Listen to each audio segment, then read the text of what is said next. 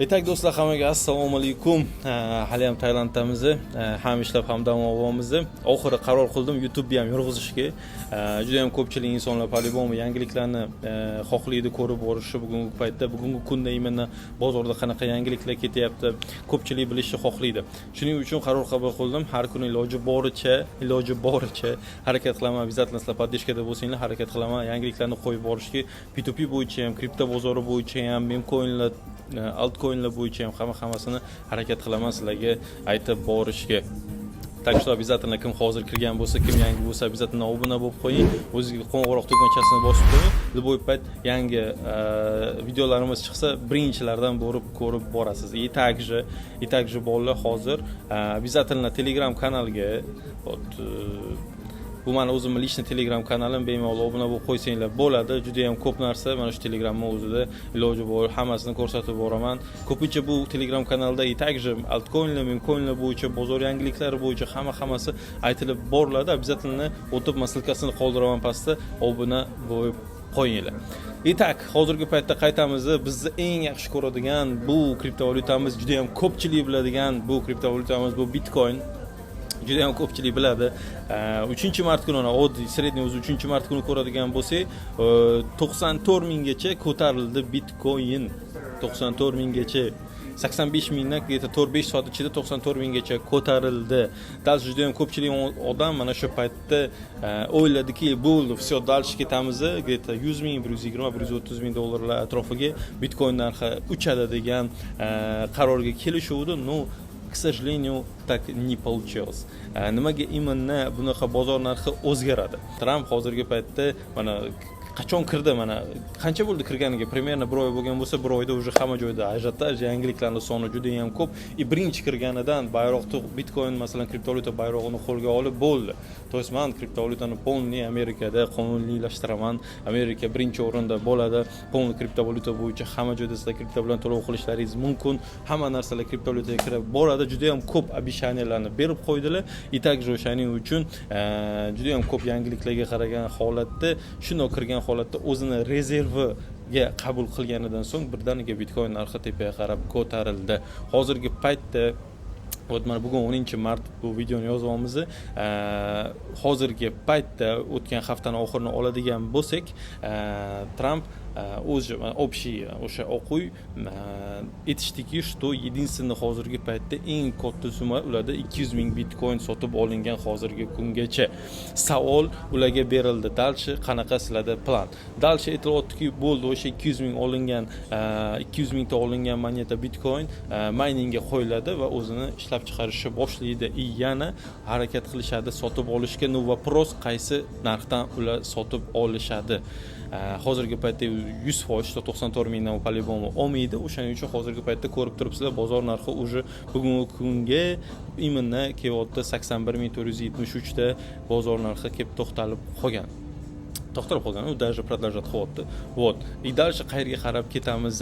Men o'zimni lично, meni o'zimni lично ko'rib turganim, hozirgi paytda 81 ming уже hozir ko'ryapsizlar, mana oxirgi paytda oladigan bo'lsa 79 minggacha tushgan. Undan pastga tushishimiz kerak.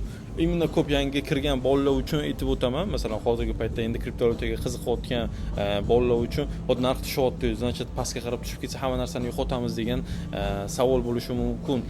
Да, shunaqa bo'lib qolishi mumkin. Единственное, bu narsani общий bilinglar, bu risk. Но, опять же, hozirgi paytda oladigan bo'lsa, именно masalan, Amerikaga уже kirib kelyapti bu narsa, уже kirib bo'lindi, уже shuncha. Не только masalan 200 mingta Bitcoin hozirgi paytda oladigan bo'lsa, 400 mingdan ko'proq Ethereum ham hozirgi paytda upravlat qiladi Amerika.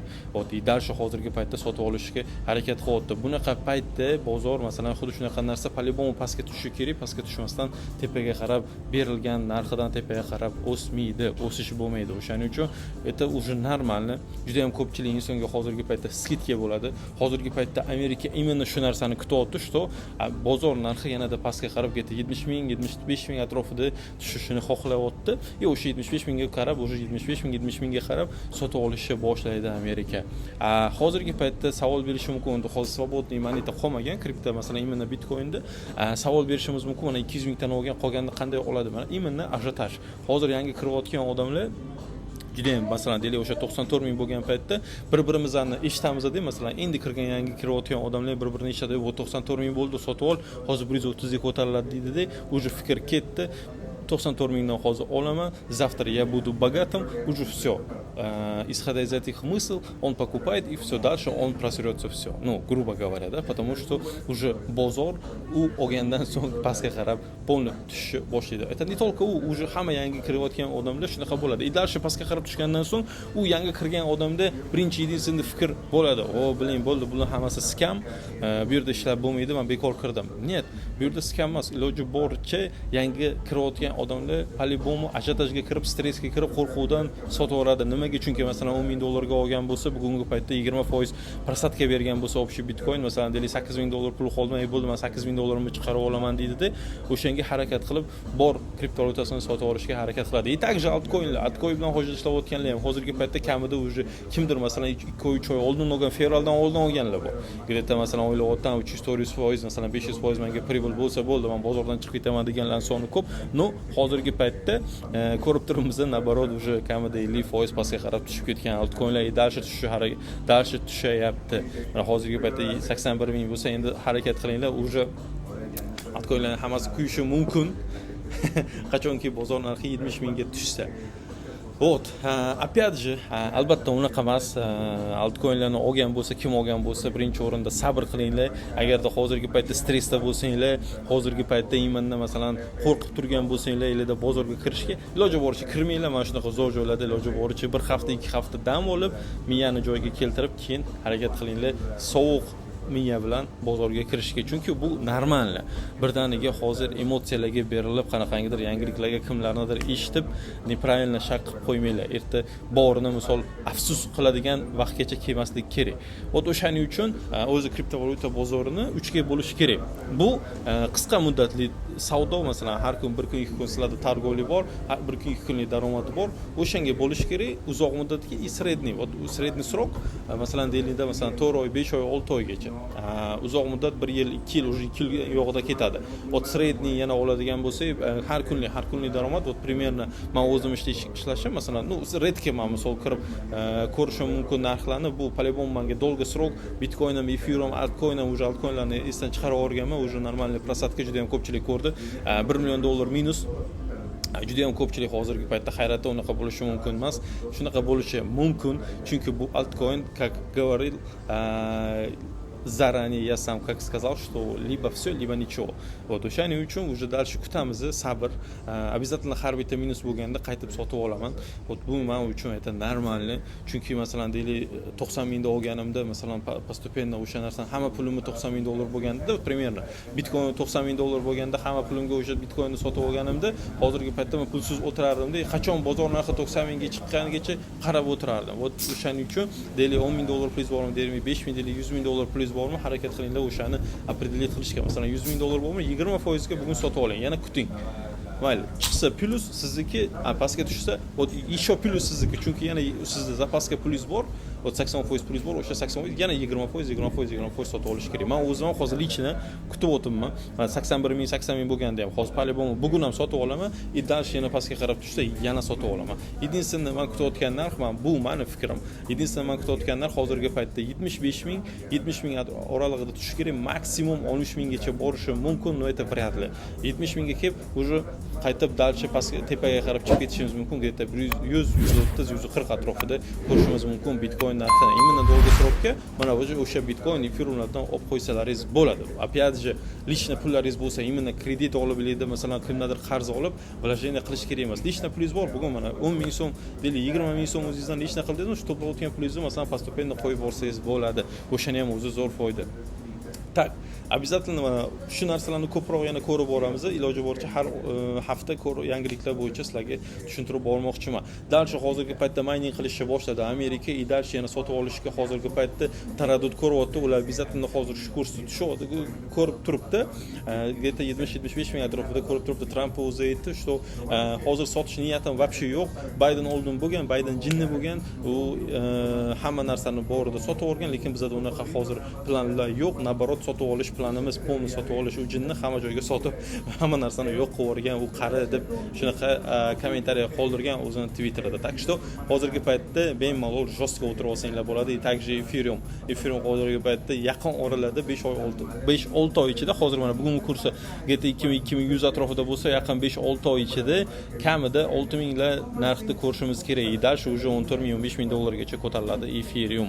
Вот. И hozir ana sredni kelamizda уже qisqa muddatga nima targovlik qilsa bo'ladi. Bu P2P arbitraj. P2P arbitraj juda ham ko'pchilik biladi. P2P arbitraj не только mana hozirgi paytda daily dollar rubl narxida, men bugun kurs narxi 88 rubl. Nimaga men именно o'sha dollar kursini ko'raman? Chunki meni единственный yana bitta katta направлением bu Swift переводlar. Ya'ni-da dollar arzonroq olib, boshqa davlatdan o'sha birga bir USDT kriptovalyutasini sotib olib, o'shani qaytib rublga sotish. Masalan, deylik men 88 dan dollar olsam, единственный примерно menga уже USDT narxi 88 dan tushadi. Mana bugun hozirgi paytda bozorga kiradigan bo'lsa, bozor narxini ko'rib turgan bo'lsangiz 91.59, 91.80, sredniy katta ob'yomim bo'lsa 92 dan sotishim mumkin. Bu degani 4 rubl raznica, 4% raznica degani. Deylik masalan 1-1.5% menga rasxodga ketsa, где-то toza 3% qoladi. Bu degani masalan Swift переводlar masalan dushanbadan jumagacha ishlaydi, dushanbadan jumagacha 2-3 marta kuchim yetadi o'sha направлениеga pul jo'natishga. И дальше o'shani sotishga masalan deylik 100,000 dollar jo'natdim, o'sha 100,000 dollardan 3.5% sredniy menga qoldi, уже все, это нормально. Это yomon narsa emas. Где-то 3.500-4.000 dollar qoldi, уже bu безопасный. Счетlar обязательно yaxshi ishlash kerak bo'ldi. Mana bu kunlik daromad desa bo'ladi sizlarga. Masalan haftaga 6%, pribıl qilishlaringiz mumkin. И дальше bir oyda ichida 15-20% это нормально. То есть o'sha pribıldan olib, masalan deylik 100,000 dollar обороtingiz bormi, 200,000 dollar обороtingiz bormi, o'sha оборотlardan оборот aylanaveradi, olib kelayotgan pribılni uzoq muddatga vложение qilishni boshlash kerak. Вот, o'sha единственный narsa. Iloji boricha o'shaning uchun bolalar ajotaj qilmasdan harakat qilinglar, o'zlaringiz ushlab turishga, harakat qilinglar. Mana именно o'sha направление juda ham ko'pchilik masalan aytadi, P2P arbitraj hozirgi paytda qiyin bo'ldi. Rossiyada kartalar blok bo'linyapti, 115 blok juda ham ko'p kelyapti. Bitta narsani bilinglar, P2P именно Rossiyani o'zi bilan ishlamaydi, juda ham katta направление bu P2P. O'zbekiston bilan ham, VSSNG davlatlari bilan ham, Yevropa, Amerika, masalan ko'p davlatlar, Hindiston, bilin, Tailand, mana hozirgi paytda Bali, Malayziya, bilin, hamma tomonlama ishlasa bo'ladi. Foydasi juda ham zo'r, juda ham yaxshi. Masalan, bir oyga sizga 5% dan masalan 15-20% ga olib kelsa bu zo'r. Masalan, biznesmenlar mana ko'rayotgan bo'lsa, o'zlari yetishlari mumkin.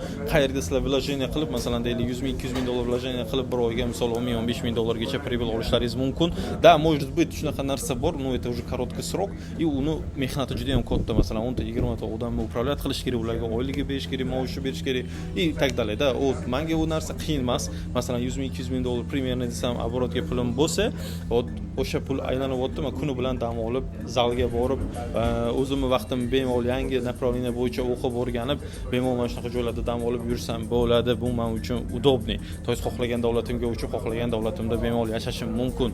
То есть это уже свобода. Вот. O'shaning uchun menga bu направление men uchun juda ham qulay, chunki bu направлениеga, bu sohaga kelgunimgacha ham ancha vaqtim ketgan. Ancha mehnatim ketgan, ancha pulim misolga qolganman. Oddiy 2024-yilda hisoblaydigan bo'lsa, 2024-yilni o'zida общий ro'yxatgan pulimni hisoblasak, где-то 300,000 dollar minusdaman. Ну, как бы bu P2P arbitrajda emas, boshqada emas, ko'pincha odamlarga доверияda. Masalan, kim bilandir ishlaganmiz, kimgadir men pul berib qo'yganman, и так далее, все, уже 300,000 dollar yo'q. No, bu bilan to'xtab qolish kerak emas.